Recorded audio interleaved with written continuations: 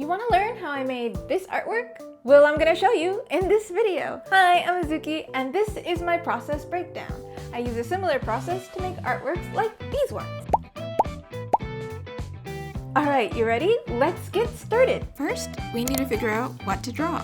I started out with thumbnail sketches just so the blank canvas would feel less intimidating. All I knew is that I needed a relatively simple character for this video. So I started out drawing Azuki. You might recognize her if you've come to my art streams. She's my persona and my PNG tuber model.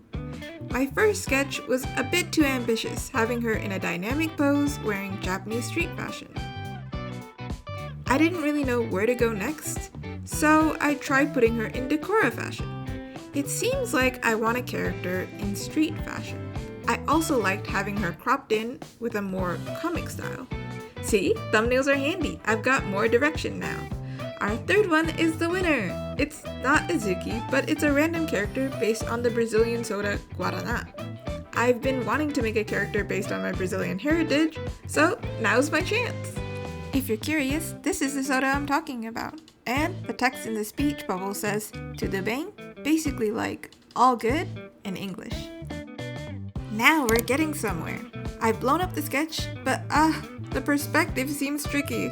So for this one, I'm going to be using a 3D model. This is a function in Clip Studio Paint, but if I can, I prefer to take photos of myself. I'm not going to show you the chaos of using a 3D model, but just so you know, I adjusted it so the perspective is more exaggerated. I typically try to figure out the pose myself first, then use the model. It's kind of like testing my recall, so in the future I don't have to rely on the model. My sketches might be anatomically broken, but they also tend to be more dynamic. So this method helps me blend the two, so I can avoid a super stiff pose. Like I said, I don't like relying on the model, so I actually just use my tracing of the model as my reference. I also find the 3D model kind of hard to read, so this makes it easier for me to only draw in the information I actually need.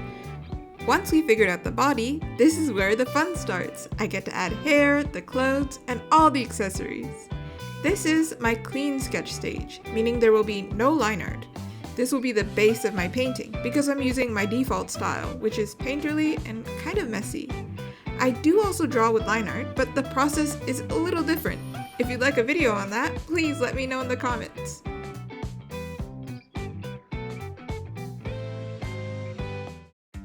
It's time to get messy with the test run. Before actually coloring in my character, I place colors down to figure out what works. I want this to have a bright summery vibe, so it's already leaning toward warm tones. I also know I'm working with the colors from the can of Guaraná and the Brazilian flag tank top. So we've got yellow, green, and red. Green and red are complementary colors, so the palette is pretty straightforward this time. As a cheat, I used an overlay layer with a warm color to give every color a shared tint, so the palette seems more cohesive. We've got the plant, so now we can color her in. Once again, I'm real messy, so you can't expect me to color within the lines. So I use a single clipping mask to add in the base colors. Using the color test run, I just color pick and paint in the pieces. The clipping mask makes it so I can't color outside of the base color. I expect to polish things up later while painting, so I don't have to be careful about perfectly filling things in. As for the background, I've been obsessed with using the S composition lately. Her arms naturally created a diagonal, so I'm adding elements to create a flow. Composition is all about directing the eye along, so I'm gonna use all the tricks to make her face the focus. I'm not an expert on backgrounds, but we're going for a comic style, so I added a speech bubble with some graphic shapes and called it a day. I'll add in the text later. I wanted to figure out the colors of the background first because they affect the shadows. We went with a warm tone, so logic says the shadow should be cooler. But first, I used a multiply layer to apply a mid-tone shadow in a softer color to figure out the forms. I wanted to soften the edges of my shadows, so I used a clipping mask on my multiply layer to add a warmer tint. Then on my multiply layer, I softened it up with a light-handed blend. Then I went in with a cool shadow for the areas that definitely would have less light, like under her face and under her arms. To be honest, lighting isn't my forte, but I'm thinking she doesn't have one strong direct light source on her, but two soft lights. Now that we have shadows, the colors are set. So, again, I use a clipping mask to color my sketch so it blends seamlessly when I paint. Before I start painting, I should point out that I'm not using custom brushes. I use the rough pen for lines or texture and the G pen as a default round brush. This is the longest part of my process and it can be hard to see what I'm doing, so follow my cursor. I quickly added some warm lighting using overlay and then headed in face first into painting. Literally, because the face is always the most important. Not gonna lie, I really got stuck on her face. I'm not sure if it's because I was nervous while recording, but I used the liquify tool and repainted her features for an obscene amount of time. I feel like my painting process mainly just consists of me cleaning up shapes and adding definition. Aside from the face, I don't usually zoom that far in. It's a time saver and also just effective painting to not polish everything. Instead, I polished, or at least add really strong definition, to the parts I want you to look at. While I'm painting, you'll notice the character is in 1 or 2 layers. When I'm confident with the change, I'll merge. If I'm not sure, I might duplicate the original as a backup. Of course, there is always some point in my process where I flip the canvas to refresh my eyes and to make sure the proportions actually look right. Eventually, I do run into error blindness. All of the process you've seen so far was done in one sitting, but this is a long process, so after a few days, I came back to realize I prefer her skin more vibrant and her pose more exaggerated. To make the perspective more effective, I transformed sections of her body to overlap to sell that exaggerated feel. I work slowly, jumping from part to part to make sure everything is rendered to a similar level. Once the big sections were completed, I could zoom in to polish the smaller details like the soda can, her Brazil keychain, and face beads. Phew, you still with me? I've never realized how much went into my process before this. It sure is a lot, and it's still not over. For extra definition, I used a multiply layer to add in lines. I know, even though we're not using line art. I use these lines to define the overall silhouette and depth, like what objects are closer to us. I also use it for super shaded areas or where things overlap. I find it really makes my characters pop. We're getting closer to my favorite part, just a little longer. I gotta set the scene first by adding in the shadows for the shiny objects like the can and jewelry. But that also includes the eyes. Yes, we all love the eyes. The eyes are usually the standout part of my pieces, so they get extra love and attention. For that ultra shine, I gotta add contrast by defining the lashes. The shine will always look brighter when it's next to something dark. Alright, here's the step-by-step. Well, kinda. I add in reflections by taking the sclera colors into the iris. Then I actually add colors from the background into the eyes. That's what makes it look reflective and glossy. I do have a fun trick here that I use for the highlights. For the specular highlight, the white shine, I use a border effect to add a border around the white. It's the same concept of something looking brighter next to something dark. I also use it for the additional colors in the iris to add even more color.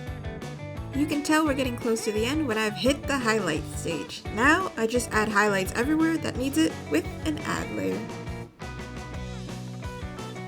Let's zoom out to see the full piece so far. Okay, so we just gotta blend the character into the background. In order to do that, I color pick the background and with a clipping mask, I airbrush the background colors onto the character. Gotta make sure not to obscure the lines though, so she can still pop. Oop! It's at this point I realized I forgot the sunglasses. So let's just skip ahead to when they're finished. Highlights are my favorite part, but color correction is arguably my second. I usually use multiple, but I use hue and saturation first to boost the colors. Here's when I do last minute touches, so I added digital bronzer, duh. I also wanted to darken her slightly so the Fresnel lighting or rim lighting would stand out more. If you know your forms, you can use this technique to add more definition to the character. You'll notice I repeat a lot of my techniques because, hey, they work. It's time for color balance. This tool was a game changer for me. I use it to adjust the colors of the shadows, midtones, and highlights. Even if my colors weren't 100% right in the beginning, I can still tweak them now. Remember how I said I'd use all the tricks to make her face the focus? Well, it will literally be in focus because I'll be using a blur effect.